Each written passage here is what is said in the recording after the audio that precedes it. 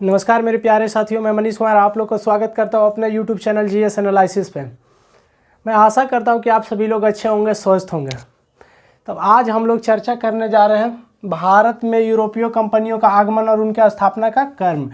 हम लोग आज चर्चा करेंगे कि भारत में यूरोपीय कंपनियों का आगमन और उनके स्थापना का क्रम, वो कंपनी भारत में कब आया और वो कहाँ कहाँ अपना फैक्ट्री स्थापित किए। तो आज हम लोग इस पर चर्चा करेंगे, ठीक है। तो इनका आने का पहले मुख्य उद्देश्य क्या था, ये पहले हम लोग जान लेते हैं, ठीक है। मतलब ये भारत आने से पहले ये पहले किसी देशों के साथ व्यापार करते थे या एशिया के किसी देशों के साथ व्यापार करते थे या नहीं करते थे, ठीक है। तो चलिए पहले इनका आने का कारण क्या था। तो पहला था इनका आर्थिक कारण। यहाँ पर आने का पहला इनका था आर्थिक कारण। यहाँ आर्थिक कारण क्या था कि यहाँ पर मसाला और कपास का इनको क्या करना था, व्यापार करना था, सूती वस्त्रों का व्यापार करना था। और दूसरा था इनका भारत आने का धार्मिक कारण, मतलब ईसाई धर्म का यहाँ प्रचार प्रसार करना था। यूरोपियों को ईसाई धर्म का प्रचार प्रसार करना था और क्या करना था, मसाला का व्यापार करना था, यहाँ मसाला और कपास का, ठीक है। तो यहाँ पर क्या हुआ मेरे प्यारे साथियों कि समुद्री पहले ये व्यापार होता था, ठीक है। यूरोप से पहले व्यापार होता था, इंडिया और एशिया और यूरोप से व्यापार होता था, ठीक है। पहले 1453 ईस्वी में क्या तुर्कों ने कुस्तुनतुनिया पर कब्जा कर लिया। तुर्कों ने 1453 ईस्वी में कुस्तुनतुनिया पर कब्जा कर लिया। भाई ये मार्ग, स्थल मार्ग बाधित हो गया। पहले बिजनेस होता था तो स्थल मार्ग से बिजनेस होता था। तो 1453 ईस्वी में कुस्तुनतुनिया पर तुर्कों ने कब्जा कर लिया। उसके बाद क्या हुआ, स्थल मार्ग बाधित हो गया, ठीक है। स्थल मार्ग बाधित हो गया। तो उसके बाद यूरोप में एक अभियान चलाएगा समुद्री खोज का, ठीक है। यूरोप में एक अभियान चलाएगा कि स्थल मार्ग से अगर हम लोग अब व्यापार नहीं कर सकते तब हम लोग समुद्री मार्ग से व्यापार करेंगे। तो यहाँ पर क्या हुआ कि समुद्री मार्ग का एक अभियान चलाएगा, समुद्री मार्ग खोजो का, ठीक है। तो यहाँ पर क्या होता है, प्रिंस हेनरी नेविगेटर, यूरोप का एक राजा रहता है प्रिंस हेनरी नेविगेटर। उन्होंने क्या किया कि विश्व अभियान चलाया बड़े बड़े भौगोलिक क्षेत्रों को खोज करने के लिए। प्रिंस हेनरी नेविगेटर ने मेरे प्यारे साथियों एक अभियान चलाया कि बड़े बड़े भौगोलिक क्षेत्रों का क्या हो सके, खोज हो सके। किसके द्वारा चलाएगा, प्रिंस हेनरी नेविगेटर के द्वारा। तो उसके द्वारा एक मतलब कॉलेज टाइप में खोला गया और वहाँ पर उनको ट्रेनिंग दिया गया, ठीक है। तो ट्रेनिंग ऑब्वियस सी बात है, नेविगेटर है तो इसका मतलब वो ट्रेनिंग कार चलाने का वहाँ थोड़ी ना ट्रेनिंग देंगे, वो तो नाव ही चलाने का वहाँ पे ट्रेनिंग देंगे। तो प्रिंस हेनरी नेविगेटर ने नाव चलाने को सभी को यहाँ पे ट्रेनिंग दी, यूरोप वासियों को, ठीक है। वहाँ प्रिंस हेनरी नेविगेटर वहाँ का राजा था, ठीक है। तो उन्होंने क्या किया कि विश्व अभियान चलाया बड़े बड़े भौगोलिक क्षेत्र खोजों के लिए, ठीक है। तो यहाँ पर यूरोप है, तो मान लीजिए यहाँ पर यूरोप है तो समझिए दुनिया गोल है, समझिए दुनिया गोल है। तो यहाँ से जब क्या हुआ कि 1492 ईस्वी में, ठीक है, 1492 ईस्वी में कोलंबस ने भारत की खोज करने के लिए निकला, लेकिन उन्होंने क्या किया, अमेरिका का खोज कर दिया। यहाँ पर क्या हुआ कि भारत का खोज में ये करने कोलंबस निकला और यहाँ पे अमेरिका का खोज कर दिया। यहाँ बोला कि अमेरिका के तट पर वो पहुँचा तो पूछा कि ये क्या, तो उन्होंने बोला क्या, ये अमेरिका है, ये अमेरिका। तो यहाँ के लोगों का वो नाम दिया रेड इंडियन, यहाँ के लोगों का नाम दिया रेड इंडियन। तो 1492 ईस्वी में कोलंबस ने क्या किया, अमेरिका का खोज कर दिया। फिर उसके बाद 6 साल बाद यहाँ से निकलता है वास्को डिगामा। वास्को डिगामा क्या करता है, भारत की खोज करने के लिए निकलता। तो यहाँ से मानिए यूरोप से होते हुए फिर अफ्रीका होते हुए यहाँ क्या पहुँचता है, इंडिया पहुँचता है, ठीक है। तो केप क्या होता है कि यहाँ पर क्या है, अफ्रीका, ठीक है। यहाँ पे क्या, अफ्रीका। तो अफ्रीका के तट पर केप ऑफ गुड होते हुए यहाँ पर पहुँचता भारत, ठीक है। यहाँ पर भारत पहुँचता। जब यहाँ पर क्या होता है कि यहाँ पर जब क्या है, वास्को डिगामा जब यहाँ पर आता है केप ऑफ गुड होप के पास, तो यहाँ पर एक इनको भारतीय व्यक्ति मिल जाता है जिसका नाम रहता है अब्दुल मनिक। यहाँ पर क्या होता है, एक भारतीय व्यक्ति मिल जाता है जिसकी सहायता से वास्को डिगामा भारत पहुँचते हैं 17 मई 1498 ईस्वी को, ठीक है। जिसकी सहायता से भारत पहुँचते हैं वास्को डिगामा 17 मई 1498 ईस्वी को केप ऑफ गुड होते हुए। उसका बाद क्या होता है मेरे प्यारे साथियों, यहाँ पर पहुँचने के बाद यहाँ का स्वागत किया जाता है यहाँ का राजा के द्वारा। यहाँ का राजा उस टाइम थे जम्मोरिन, यहाँ का राजा थे जम्मोरिन। कालीकट बंदरगाह पे जब पहुँचते हैं वास्को डिगामा तो यहाँ का राजा जम्मोरिन के द्वारा इनका भारी स्वागत किया जाता है, ठीक है, वास्को डिगामा का। तो अब यहाँ पे क्या हुआ कि वास्को डिगामा भारत आए, ठीक है। 1498 ईस्वी में इन्होंने भारत आया, ठीक है। तो यहाँ से जब इन्होंने जाने लगा तो काली मिर्च ले गया। जब इन्होंने यहाँ से जाने लगा तो काली मिर्च ले गया। तो यूरोप के बाज़ारों में उन्होंने क्या किया, जब इस मिर्च को बेचा तो इसको सब खर्चा हटाकर इसको 60 गुना लाभ हुआ, ठीक है। 60 गुना क्या हुआ, लाभ हुआ। इसको सब खर्चा अपना जोड़ जाड़ लिया। उसका बाद काली मिर्च जब यूरोप के बाज़ारों में बेचा तो इसको 60 गुना ज़्यादा लाभ हुआ। तो उसका बाद क्या हुआ कि यहाँ से यूरोपियों ने क्या किया कि भारत के साथ व्यापार करना स्टार्ट कर दिया मसाला का, ठीक है। तो सबसे पहले देखते हैं कि अब भारत में कौन सा कंपनी आती है और उनके स्थापना का कर्म क्या रहता है। आप यहाँ पे समझ गए होंगे, ठीक है। पहले यूरोप में उस टाइम चल रहा था पुनः जागरण का काल, ठीक है, और भारत में चल रहा था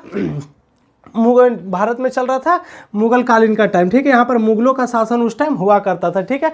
भारत में किसका शासन हुआ करता था? मुगलों का शासन हुआ करता था, यहाँ मुगल वंश का शासन हुआ करता था, ठीक है। तो यूरोप में क्या चल रहा था? पुनः जागरण का समय चल रहा था और भारत में मुगल वंश का शासन चल रहा था, ठीक है। तो अब हम लोग देखते हैं कि भारत में कौन सा कंपनियां सबसे पहले आई थी और अपना कंपनी उन्होंने कहाँ स्थापना किया, ठीक है। तो सबसे पहले हम लोग देखते हैं मेरे प्यारे साथियों कि भारत में सबसे पहले आई पुर्तगाली ईस्ट इंडिया कंपनी। भारत में सबसे पहले आई पुर्तगाली ईस्ट इंडिया कंपनी। उन्होंने 1498 ईस्वी में भारत आया और 1503 ईस्वी में उन्होंने अपना कंपनी स्थापित किया। कोचिन में अपना कंपनी स्थापित किया 1503 ईस्वी में। कोचिन भारत के नक्शे में देखिए यहाँ है, ठीक है। ये मान लीजिए एक भारत का डेमो नक्शा है, ठीक है, ये डेमो नक्शा है। तो कोचिन भारत यहाँ है। तो 1503 ईस्वी में इन्होंने क्या किया कि कोचिन में अपना फैक्ट्री स्थापित किया। तो सबसे पहले पुर्तगाल भारत में कब आया? 1498 ईस्वी में उन्होंने कंपनी स्थापित कब किया? 1503 ईस्वी में, 5 साल बाद। उसके बाद भारत में आते हैं अंग्रेज, ठीक है। अंग्रेज आते हैं 1600 ईस्वी में और उन्होंने 8 साल बाद अपना कंपनी स्थापित करते हैं सूरत में, ठीक है। उन्होंने 8 साल बाद मेरे प्यारे साथियों अपना कंपनी स्थापित करते हैं सूरत में। उसका बाद डच आया, लेकिन डच क्या हुआ मेरे प्यारे साथियों कि अंग्रेज से पहले निकले थे, ठीक है। यूरोप से पहले निकले थे डच। 1595 ईस्वी में डच यूरोप से निकल गए थे। तो इंडोनेशिया की खोज करते हुए उन्होंने 1602 ईस्वी में भारत पहुंचा था। तो यहाँ पर आपको एक क्वेश्चन पूछा जाएगा कि सबसे पहले इंडिया में कौन आए थे? अंग्रेज आए थे कि डच आए थे? लेकिन यहाँ पे क्या हुआ कि डच पहले निकला था यूरोप से खोज करने के लिए, किसका? एशिया का, ठीक है। यहाँ के एशिया के देशों को खोज करने के लिए डच पहले निकला था। तो इंडोनेशिया की खोज करते हुए इन्होंने भारत पहुंचा। लेकिन अंग्रेज सबसे पहले भारत आए थे, डच से पहले अंग्रेज आए थे 1600 ईस्वी में। लेकिन निकला था खोज करने के लिए सबसे पहले ये डच निकला था, ठीक है। 1595 ईस्वी में डच निकला था और अंग्रेज उसके बाद निकला था। तो इन्होंने 1600 ईस्वी में भारत आया, ठीक है। लेकिन अंग्रेज कब निकला था? 1595 ईस्वी में इंडोनेशिया की खोज करते हुए इन्होंने 1602 ईस्वी में भारत आया। और 1602 ईस्वी में भारत आने के बाद इन्होंने 1605 ईस्वी में मसूलीपट्टनम में अपना कंपनी स्थापित किया।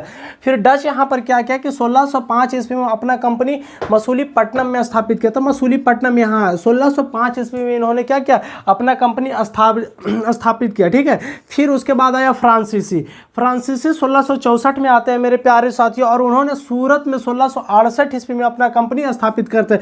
1668 ईस्वी में, ठीक है। यहाँ पर सूरत में क्या फ्रांसीसियों ने फिर सूरत में ही अपना कंपनी 1668 ईस्वी में स्थापित किया, ठीक है। तो इसका बाद हम इतना चीज़ देख चुके हैं। अब हम लोग देखते हैं कि पुर्तगाल आया तो उनका कौन कौन सा वाइसराय था। पहला वाइसराय कौन था, ठीक है। पहला वाइसराय कौन था, फिर दूसरा वाइसराय कौन था, फिर तीसरा वाइसराय कौन था, ठीक है। फिर उनके आने के बाद उनके द्वारा कौन कौन सा नीति चलाया गया, तो ये सब हम लोग देखेंगे। तो पुर्तगाल भारत में आया, लेकिन भारत में आया तो उन्होंने कौन कौन सा काम किया, कौन कौन सा नीति अपनाया, यहाँ आने के बाद उन्होंने क्या क्या सुधारे किया, तो ये सब अब हम लोग देखेंगे। तो इतना चीज़ हम लोग देख लिए, इसको आप लोग नोट कर लीजिएगा, ठीक है। इसको आप लोग नोट कर लीजिएगा। अब हम लोग चर्चा कर रहे हैं मेरे प्यारे साथियों पुर्तगाल पे, ठीक है। अब हम लोग चर्चा कर रहे हैं पुर्तगाल के कौन सा प्रथम गवर्नर जनरल आया था और द्वितीय कौन था और उन्होंने क्या क्या नीति अपनाई, ठीक है। तो अब हम लोग चर्चा कर रहे हैं पुर्तगाल पे, पुर्तगाल की विशेषता पे, ठीक है। तो पुर्तगाल का प्रथम गवर्नर जनरल था फ्रांसिस्को द अल्मीडा, ठीक है। फ्रांसिस्को द अल्मीडा था, ठीक है। इन्होंने क्या क्या मेरे प्यारे साथियों, इन्होंने जब भारत आया तो कोई खास काम नहीं किया। 1505 ईस्वी में इन्होंने गवर्नर जनरल बना और 1509 ईस्वी में इन्होंने चला गया, ठीक है। 1509 ईस्वी में इन्होंने हट गया, ठीक है। 1503 ईस्वी में पुर्तगाल में कोचिन में अपना फैक्ट्री स्थापित किया। पुर्तगाली कंपनी 1503 में अपना क्या किया? कोचिन में अपना फैक्ट्री स्थापित किया। और इन्होंने गवर्नर जनरल 1505 में बना और 1509 ईस्वी तक रहा, ठीक है। इन्होंने कोई खास काम नहीं किया, अल्मीडा ने कोई खास काम नहीं किया। इन्होंने एक नीति अपनाई जिसका नाम था blue water policy. Blue water policy इन्होंने नीति अपनाई मेरे प्यारे साथियों। तो ब्लू वाटर पॉलिसी नीति थी क्या, ठीक है। तो हम लोग चर्चा करेंगे ब्लू वाटर पॉलिसी नीति पे। ब्लू वाटर पॉलिसी नीति थी मेरे प्यारे साथियों की हिंद महासागर से होने वाले जितने भी व्यापार हैं उन पे क्या लगा दिया गया था? टैक्स लगा दिया था। यहाँ पे क्या हुआ कि पुर्तगालियों ने यहाँ हिंद महासागर में कब्जा कर लिया और यहाँ से जो भी व्यापार करेगा उसको टैक्स देना पड़ेगा। अगर वो टैक्स नहीं देगा तो उसका जहाज को डुबो दिया जाएगा हिंद महासागर में। तो यहाँ पर क्या बोला गया कि समुद्री मार्गों से होने वाली जितने भी व्यापार है उनको क्या करेगा, टैक्स देना पड़ेगा, उनको टैक्स देना पड़ेगा। इनका एक नीति थी ब्लू वाटर पॉलिसी। तो इन्होंने इसलिए अपनाया था कि यहाँ पे क्या होगा, पुर्तगालियों का पूरा राज हो जाए। यहाँ पर क्या हुआ, हिंद महासागर में पुर्तगालियों का पूरा राज हो जाए और यहाँ से होने वाले जितने भी बिजनेस है वो पुर्तगालियों के अधीन हो जाए। तो यहाँ पर जो भी जहाज यहाँ से गुजरता था मेरे प्यारे साथियों, तो वो क्या होता था, उस पर पुर्तगालियों ने टैक्स लगा दिया था, भारी कर लगा दिया गया था। उसका बाद क्या हुआ कि भारी कर लगा दिया जाता था। अगर जो व्यक्ति बिना टैक्स दिए हुए इस जहाज को हिंद महासागर से ले जाता था उसको क्या करता था, डुबो दिया जाता था, उसको डुबो दिया जाता था हिंद महासागर में। तो यहाँ पर आप देख लिए होंगे कि ब्लू वाटर पॉलिसी क्या थी। तो यहाँ पर आप समझ गए हो कि हिंद महासागर में कोई भी बिना टैक्स दिए हुए कोई भी जहाज पास करता था तो उसको डुबो दिया जाता था। यही थी पुर्तगाल के ब्लू वाटर नीति, ठीक है, ब्लू वाटर पॉलिसी। यहाँ पर ब्लू वाटर पॉलिसी। अब हम लोग देखेंगे 1909 तक ही रहते, ठीक है। अब हम लोग देखेंगे दूसरा गवर्नर जनरल कौन आया था, ठीक है। तो दूसरा गवर्नर जनरल आया था अल्बुकर्क। दूसरा गवर्नर जनरल आया था अल्बुकर्क मेरे प्यारे साथियों। इन्होंने 1509 ईस्वी में आया और 1515 ईस्वी तक रहा। इनका जो कार्यकाल था, ये इनका क्या कहा जाता है कि यह वास्तविक संस्थापक माना जाता है। पुर्तगालियों कंपनियों का वास्तविक संस्थापक अल्बुकर्क को ही माना जाता है, ठीक है। इन्होंने वास्तविक संस्थापक अल्बुकर्क को ही माना जाता है। इन्होंने आया लेकिन कोई खास काम नहीं किया, लेकिन एक काम क्या, ब्लू वाटर पॉलिसी नीति अपनाया। लेकिन इसको क्या होता है, अल्बुकर्क को यहाँ पर कंपनी का वास्तविक संस्थापक माना जाता है।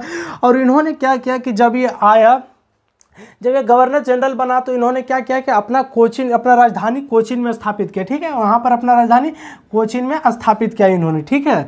उसका बाद अपना राजधानी कोचीन बनाया और क्या किया कि 1510 ईस्वी में अल्बुकर्क ने 1510 ईस्वी में गोवा को जीत लिया, ठीक है। गोवा को जीत लेता है 1510 ईस्वी में आदिल शाह से बीजापुर अभियान के तहत। बीजापुर अभियान चलाया गया मेरे प्यारे साथियों और उसके क्या हुआ, आदिल शाह से गोवा को जीत लिया 1510 ईस्वी में बीजापुर अभियान के तहत, ठीक है। 1510 ईस्वी में गोवा पर इन्होंने क्या किया, पूर्ण नियंत्रण स्थापित कर लिया, अपना इन्होंने कब्जा कर लिया, पूर्ण नियंत्रण स्थापित कर लिया 1510 ईस्वी में। पुर्तगाल जब ये आए थे, अल्बुकर्क आए थे, तो वो भी एक नीति चलाए, ठीक है। अल्बुकर्क वो भी एक नीति चलाए। वो क्या है, भारत में आए तो एक विवाह का नीति चलाए। विवाह का नीति क्या था मेरे प्यारे साथियों कि विवाह का नीति वो था कि पुर्तगाल से यहाँ पर व्यक्ति लाया करते थे। जो भी पुर्तगाल से भारत व्यक्ति आता था तो पुर्तगालियों को भारत में एक बस्ती बसाया जा रहा था और पुर्तगालियों के भारत में बस्ती बसाकर उन्होंने क्या कि भारतीय महिलाओं से उनको विवाह कराने की परंपरा चलाया, ठीक है। यहाँ पर अल्बुकर्क देखिए कितना दिमाग लगाया कि यहाँ से बिजनेस करने के लिए, यहाँ से क्या हुआ कि भारत से अच्छे संबंध बनाने के लिए अल्बुकर्क ने क्या किया कि एक पुर्तगालियों का बस्ती बसाया और उन्होंने क्या किया कि भारतीय महिलाओं से विवाह करने का नीति चलाया, ठीक है। विवाह करने से नीति अपनाए। वहाँ से पुरुष आता था, ठीक है। यूरोप से कौन था, पुरुष थे और भारतीय महिला थी, ठीक, भारतीय महिला थी। यहाँ से क्या होता था, यूरोप से पुरुष जो आते थे और यहाँ पे यूरोपियों एक बस्ती बसा लिया था अपना और उन्होंने क्या किया कि महिलाओं को, भारतीय महिलाओं को यूरोपियों वाले से विवाह करने के लिए प्रेरित करता था कि आप यूरोपीय वासियों से क्या कीजिए, विवाह कीजिए, आपको हम सारा सुविधा देंगे, ठीक है। उसको क्या करता था, सारा सुविधा देता था। इसलिए ऐसा किया गया था मेरे प्यारे साथियों, विवाह करने का नीति इसलिए अपनाया गया था क्योंकि यूरोपीय व्यक्तियों को भारत के नागरिकों अपना माने, ठीक है। यूरोपीय व्यक्तियों के भारत के नागरिकों अपना माने, इसलिए इन्होंने विवाह नीति चलाए। आपको समझ लीजिए कि आपके घर में, ठीक है, आपके घर में इनसे अगर विवाह हो जाता है, अगर ये कोई व्यक्ति है, ये कोई व्यक्ति है, तो आपके दोनों में जब संबंध जुटता है, ये और ये है, तो ये कोई लड़का है, ठीक है, ये कोई लड़का, ये लड़की है, समझ लीजिए ये लड़की है। तो यहाँ पर क्या होता है मेरे प्यारे साथियों, लड़का से जब लड़की का संबंध जुटता है तो एक रिश्ता बन जाता है, बॉन्डिंग बन जाता है। तो ये लड़का वाले को क्या करते आप नहीं जानते, लेकिन आपसे अगर विवाह इसका हो जाता है, ठीक है, अगर आपसे इसका विवाह हो जाता है तो आपके दोनों में क्या होता है, एक संबंध बन जाता है, एक रिश्ता बन जाता है, ठीक है। तो आप रिश्ता बन जाता है तो इसको क्या आप मानने लगते हैं, अपना मानने लगते हैं, क्या बोलते हैं, अपना मानने लगते हैं। लड़की के भाई इसको जीजा कहने लगते हैं, ठीक है। मम्मी पापा दामाद कहने लगते हैं कि ये दामाद है मेरे। तो इससे क्या हुआ, इससे क्या हुआ, एक रिश्ता में बॉन्डिंग आया, ठीक है। यूरोपीय पुर्तगालियों ने क्या सोचा, अल्बुकर्क ने क्या सोचा कि यहाँ के व्यक्तियों को भारतीय महिलाओं के साथ अगर विवाह करा देते हैं तो यहाँ की महिलाओं क्या करेंगे, पुर्तगालियों को अपना मानेगी और यहाँ से मेरे बिजनेस अच्छे चलेंगे और मेरे खिलाफ इनके मन में कोई भेदभाव उत्पन्न नहीं होगा, ठीक है, कोई भेदभाव उत्पन्न नहीं होगा। तो यहाँ पे क्या किया कि भारतीय यूरोप वासियों से महिलाओं, भारतीय महिलाओं को क्या कराने लगा, यहाँ विवाह कराने लगा। तो पुर्तगालियों ने यहाँ पे क्या लेकर आया, एक विवाह नीति लेकर आया अल्बुकर्क के नेतृत्व में। अल्बुकर्क ने क्या लेकर आया, विवाह नीति लेकर आया, ठीक है। तो इन्होंने 1509 ईस्वी में आया मेरे प्यारे साथियों, 1515 ईस्वी तक रहा, ठीक है। तो सबसे पहले भारत में पुर्तगाली आया था, पुर्तगाली 1498 ईस्वी में आया और गया था 1961 ईस्वी में, ठीक है, 1961 ईस्वी में गया था। तो सबसे पहले आया था, ये याद रखिएगा, 1498 ईस्वी में, और गया था 1961 ईस्वी में, ये भी याद रखिएगा, ठीक है। तो अब यहाँ पर क्या किया कि इन्होंने एक और पॉलिसी चलाई, 3G पॉलिसी चलाई। यहाँ पे एक 3G पॉलिसी चलाई अल्बुकर्क ने। 3G पॉलिसी में क्या था मेरे प्यारे साथियों, गोल्ड ग्लोरी, ठीक है, गोल्ड ग्लोरी, मतलब गॉड का मतलब है कि ईसाई धर्म का यहाँ प्रचार प्रसार कर रहा था, ठीक है। ईसाई धर्म को यहाँ पर क्या कर रहा था, भारत में प्रचार प्रसार का बढ़ावा दिया कौन, अल्बुकर्क ने। गोल्ड मतलब आर्थिक संपत्ति का चाह रखते थे। 3G नीति के तहत क्या करते थे कि ये जो अल्बुकर्क थे वो क्या करते थे, भारत के आर्थिक संपत्ति का चाह रख रहे थे, भारत का आर्थिक संपत्ति यहाँ से यूरोप ले जा रहे थे, ठीक है। उसका बाद क्या हुआ कि ग्लोरी मतलब क्या था, ब्रिटिश और यूरोप में, ये पुर्तगाल में, दोनों में प्रतिस्पर्धा हो गया था, ठीक है। वहाँ पर क्या हुआ था, दोनों प्रतिष्ठा अर्जित करने में लगे थे। ये देख रहे थे कि मेरा ख्याति ज़्यादा है, पुर्तगाल चाह रहे थे कि मेरा ख्याति भारत में ज़्यादा है, और यूरोप चाह रही है, ब्रिटिश चाह रहे थे मेरा ख्याति भारत में ज़्यादा है। तो इन्होंने 3G नीति के तहत गोल्ड ग्लोरी का नीति चलाए, ठीक है, पॉलिसी चलाए, ठीक है। 3G पॉलिसी इन्होंने चलाए। तो 3G पॉलिसी में क्या था, गोल्ड ग्लोरी। तो मतलब गॉड का मतलब ईसाई धर्म का प्रचार प्रसार, गोल्ड का मतलब भारत से आर्थिक धन का चाह रखते थे, ठीक है। और उसका बाद ग्लोरी का मतलब यहाँ पे क्या कर रहे थे कि किसका ख्याति ज़्यादा भारत में बढ़ेगा, यहाँ पे होड़ मची हुई थी, ठीक है। तो हम लोग देख चुके हैं, तो हम लोग एक बार रिकॉल कर लेते हैं। तो भारत का प्रथम गवर्नर जनरल कौन था, फ्रांसिस्को द अल्मीडा, ठीक है। उन्होंने ब्लू वाटर पॉलिसी अपनाई। उन्होंने हिंद महासागर से जो भी जहाजें गुजरेगी क्या होगी, टैक्स देगी, नहीं तो उसका जहाज डुबो दिया जाएगा। इन्होंने कोई खास काम ज़्यादा नहीं किया, ठीक है। इन्होंने 1505 में आया, 1509 में चला गया। दूसरा था अल्बुकर्क के नेतृत्व में हम देख लिए हैं कि उन्होंने वास्तविक संस्थापक उसको माना जाता। उन्होंने अपना राजधानी कोचीन में बनाया। 1510 ईस्वी में उन्होंने गोवा को जीता आदिल शाह से, ठीक है। और उन्होंने एक विवाह नीति चलाया कि पुर्तगालियों व्यक्तियों से भारतीय महिलाओं को विवाह कराया जाता था, और उन्हें इसलिए कराया जाता था क्योंकि भारतीय महिलाएं उन्हें अपना माने, ठीक है। और एक पॉलिसी उन्होंने चलाया था 3G पॉलिसी, गोल्ड ग्लोरी, ठीक है, गोल्ड ग्लोरी। तो चलिए हम लोग यहाँ पे देख लिए हैं। अब हम लोग देखते हैं कि पुर्तगाल का तृतीय गवर्नर जनरल कौन था, अब वो आए तो वो क्या क्या नीति अपनाए, तब हम लोग उसके बारे में चर्चा करेंगे। तो इसको नोट डाउन कर लीजिएगा प्यारे साथियों। अब तीसरा गवर्नर जनरल का बात कर रहे हैं, ठीक है। हम लोग पहला देख चुके हैं, हम लोग दूसरा देख चुके हैं, अब हम लोग तीसरा पे बात कर रहे हैं कि पुर्तगाली तीसरा गवर्नर जनरल कौन था, ठीक है। तीसरा गवर्नर जनरल कौन था, तो पुर्तगाली तीसरा गवर्नर जनरल था नीनो डी कुन्हा, ठीक है। नीनो डी कुन्हा था मेरे प्यारे साथियों, तीसरा governor general Nino de Cunha था। पुर्तगाली तीसरा governor general Nino de Cunha था, ठीक है। उन्होंने अपना गोवा में कोचीन से ट्रांसफर करके अपना राजधानी गोवा में बना लिया और अपना कार्यालय क्षेत्र भी गोवा में बनाया, ठीक है। उन्होंने अपना कार्यालय क्षेत्र गोवा में बनाया और अपना राजधानी भी गोवा में ही बना लिया। 1961 तक फिर ये राजधानी गोवा में ही बना रहा, 1961 तक ये राजधानी फिर गोवा में ही बना रहा। उसके बाद इन्होंने कार्य क्या किया कि 1935 में, ठीक है, 1935 में और 1959 में दमन और दीव को जीतकर पुर्तगाली क्षेत्रों में मिला लिया, ठीक है। 1935 में और 1959 में, 1935 में और 1959 में क्या किया कि जीतकर पुर्तगाली क्षेत्रों में मिला लिया, ठीक है। 1935 में द्वीप को और 1959 में दमन को जीतकर पुर्तगाली क्षेत्रों में मिला लिया।